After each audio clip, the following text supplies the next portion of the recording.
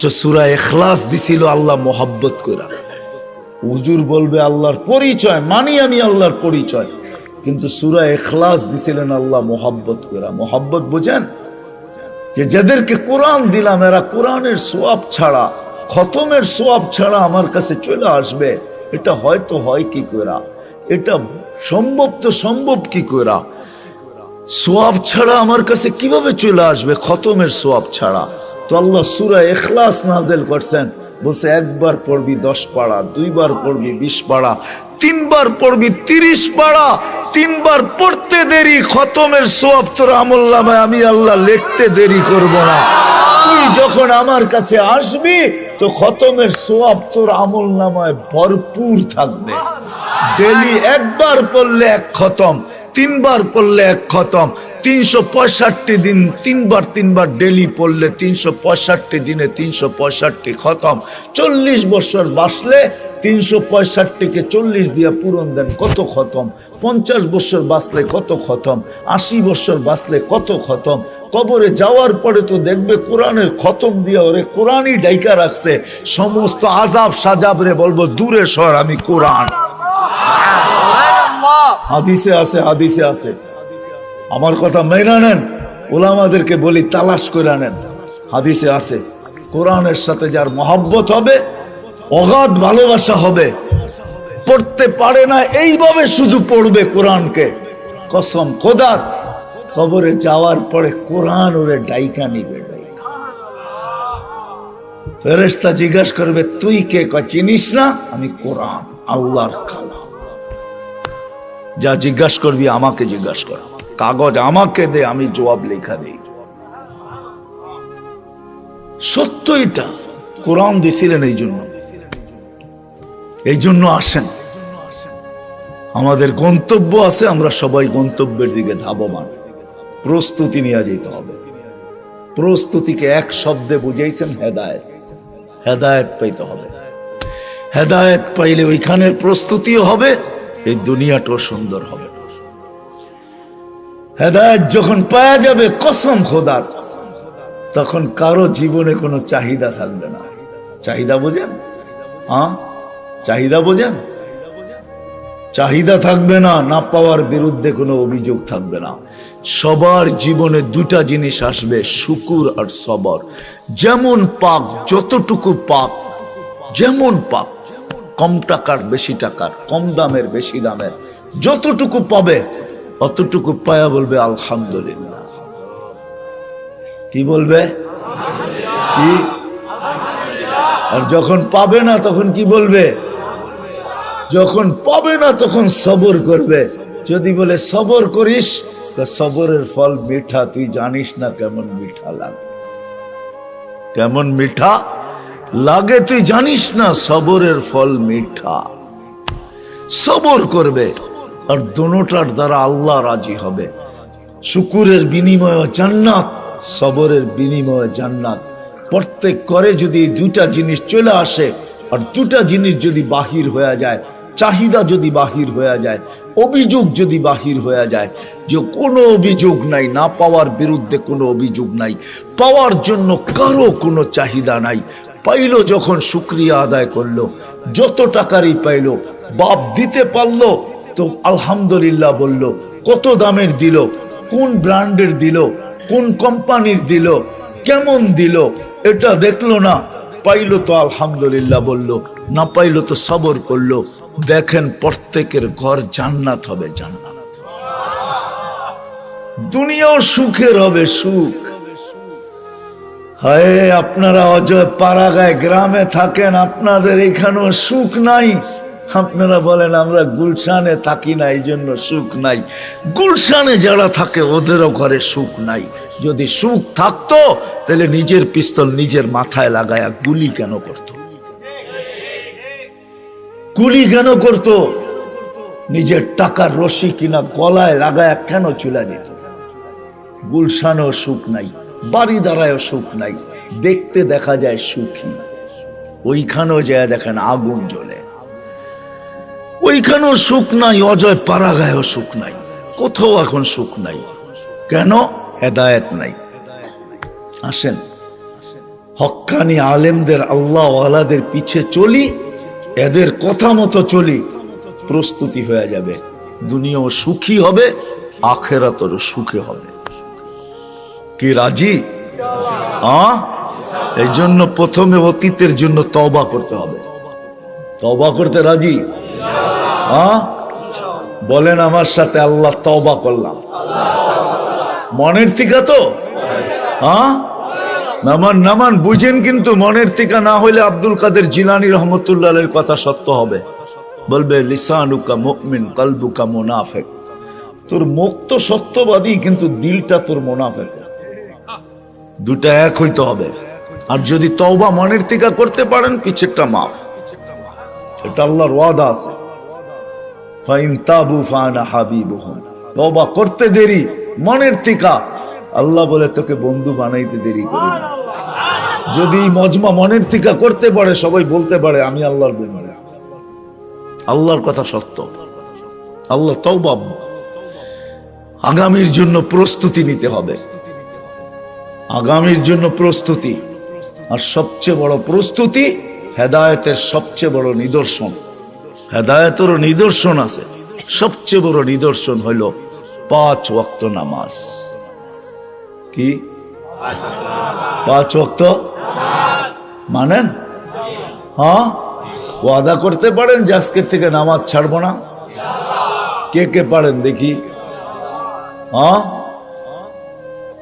আল্লাহ কবুল করুন। আপনাদের ওয়াদায় আপনারা পাক্কা হন। ওয়াদায় পাক্কা তো আল্লাহ পাক্কা, আল্লাহ ফল দিবে। শুধু শুধু বলেন নাই, ইদা সালুহা সালুহা সাইরুল আমাল। নামাজ ওকে, জিন্দেগি ওকে, নামাজ কমপ্লিট, জীবন কমপ্লিট। এই জন্যই তো আমি বলি, এই উম্মত যদি কিছু না করত, 5 ওয়াক্ত নামাজ পড়তো, তাহলে পাখির মতো আল্লাহ আমাদেরকে পালতেন। ওয়াহমুর আহলাকা বিসসালাত ওয়াস্তাবির আলাইহা লা নাসআলুকা রিজকান নাহনু নারযুকুকা ওয়াল আকিবাতু লিত-তাকওয়া। শুধু নামাজ পড়তো।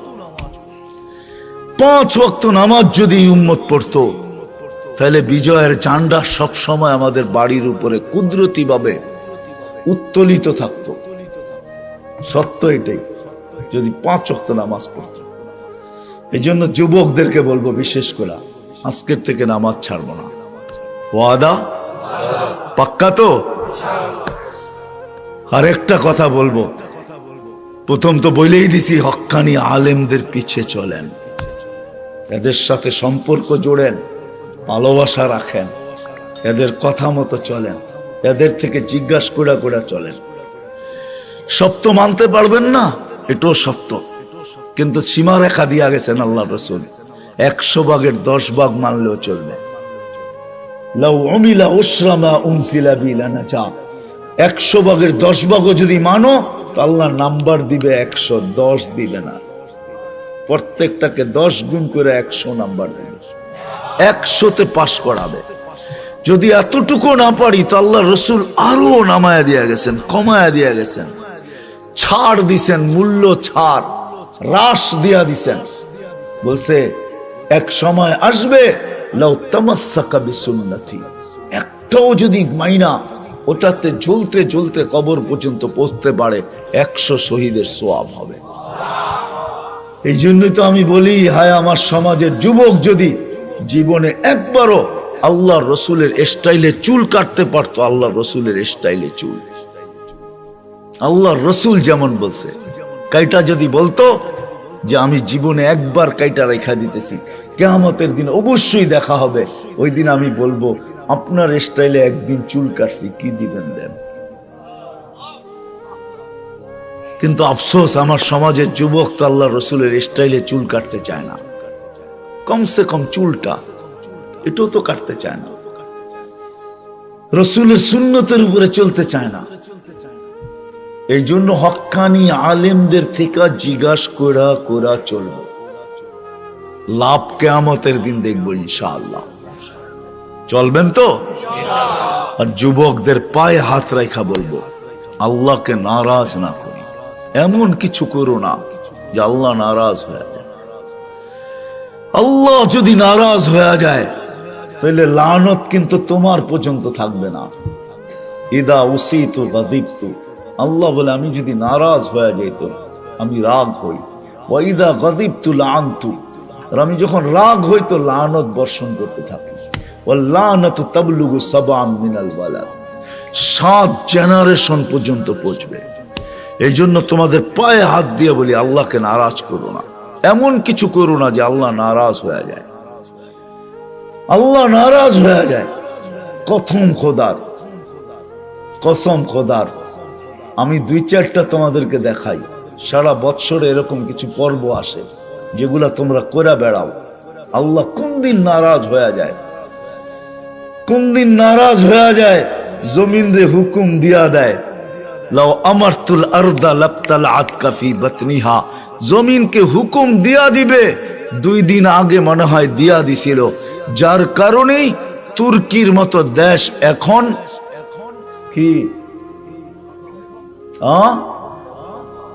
কি ধ্বংস লীলায় রূপান্তরিত। হাজারে যে পচে আল্লাহ জানে, কয় হাজারে যে পচে আল্লাহ জানে। এখন পর্যন্ত পুরা উদ্ধার শেষ হয় নাই, চলতেছে, ঠিক না? আল্লাহ আমাদের উপরে নারাজ না হয়ে যায়। এমনি তো 24 ঘন্টা নারাজই করি। নারাজই করো যুবক, 24 ঘন্টায় নেটে দেখতে থাকো আর মজা নিতে থাকো, ঠিক না? নারাজ তো হয়। প্রত্যেক ঘরে টেলিভিশন চলতেছে, প্রত্যেক 4 দোকানে টেলিভিশন চলতেছে, চ্যানেল পরিবর্তন করতেছে, দোকানদার দেখতেছে কে বেশি খায়।